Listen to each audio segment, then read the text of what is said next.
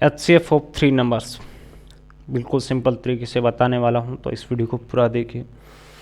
यहाँ पर हम दोस्तों अपना मेथड काम में लेने वाले हैं प्राइम फैक्टराइजेशन मेथड, जो कि बहुत पॉपुलर मेथड है। ठीक है, तो यहाँ पर हमने जैसे एग्जांपल लिया है, ज़्यादा बड़ा एग्जांपल नहीं ले रहे हैं, आसान एग्जांपल ले रहे हैं। 8, 9 एंड 25 का आपको HCF निकालना है। तो इस मेथड में हम क्या करते हैं, इनके प्राइम फैक्टर करते हैं। तो यहाँ पे प्राइम फैक्टर करने के लिए देखिए दोस्तों, आप ध्यान से समझना, बस आपका सब जगह लागू हो जाएगा। हम अपना प्राइम नंबर से डिवाइड करते हैं। तो यहाँ पर देखो, मैं आपके 1 से लेकर 10 तक के प्राइम नंबर लिख दिए हैं। देखो यहाँ पे 8 की बात करते हैं, तो इसमें देखो हम अपना प्राइम नंबर से डिवाइड करना शुरू करेंगे। कहाँ से करना होता है, 2 से। 2 का डिवाइड किया कितना, 4 टाइम। 4 में 2 का डिवाइड किया कितना, 2 टाइम। 2 में 2 का डिवाइड किया कितना, 1 टाइम। 9 की बात करते हैं, देखो 9 में मैंने 3 का डिवाइड किया कितना, 3 टाइम। 3 में 3 का डिवाइड किया 1 टाइम।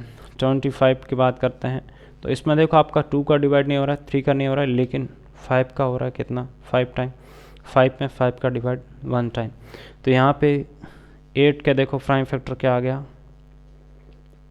ये आपके 8 के प्राइम फैक्टर। यहाँ पे 9 के प्राइम फैक्टर क्या आ गया देखो, ठीक है। 25 के प्राइम फैक्टर क्या आ गए, 5 × 5। अब आप ध्यान से देखो, HCF का फुल फॉर्म याद करो, क्या होता है आपका हाईएस्ट कॉमन फैक्टर। यानी क्या करना है, कॉमन फैक्टर को याद रखना है, ऐसा फैक्टर जो कि यहाँ भी हो, यहाँ भी हो, यहाँ भी हो। यानी यहाँ पे 3 नंबर की बात की जा रही है, तो हम तीनों में कॉमन फैक्टर को देखेंगे, यानी 3 नंबर में कॉमन फैक्टर को देखेंगे। तो देखो 2 यहाँ है, यहाँ नहीं है, यहाँ नहीं है। 3 यहाँ है, यहाँ नहीं है, यहाँ नहीं, मतलब तीनों में कोई भी आपका कॉमन फैक्टर नहीं है। ठीक है, तो यहाँ पे ऐसी कंडीशन में आपका कॉमन फैक्टर क्या बनता है, यानी HCF क्या बनता है, 1 बनता है। देखो इसके साथ में मल्टीप्लाई 1 लिख सकता हूँ, ठीक है। यहाँ भी मल्टीप्लाई 1 लिख सकता हूँ, और यहाँ भी मल्टीप्लाई 1 लिख सकता हूँ, यानी तीनों का कॉमन फैक्टर क्या है, ऐसी कंडीशन में आपका 1 है। यानी HCF क्या बनता है, ऐसी कंडीशन में आपका 1 बनता है।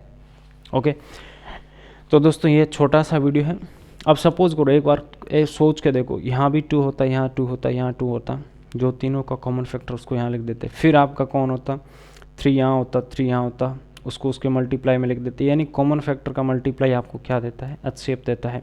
जब कोई भी कॉमन फैक्टर नहीं होता तो HCF 1 बनता है। ओके, इस तरीके से आप अन्य क्वेश्चन कीजिए, एग्जाम्पल कीजिए, आपको और अच्छे से समझ आ जाएगा।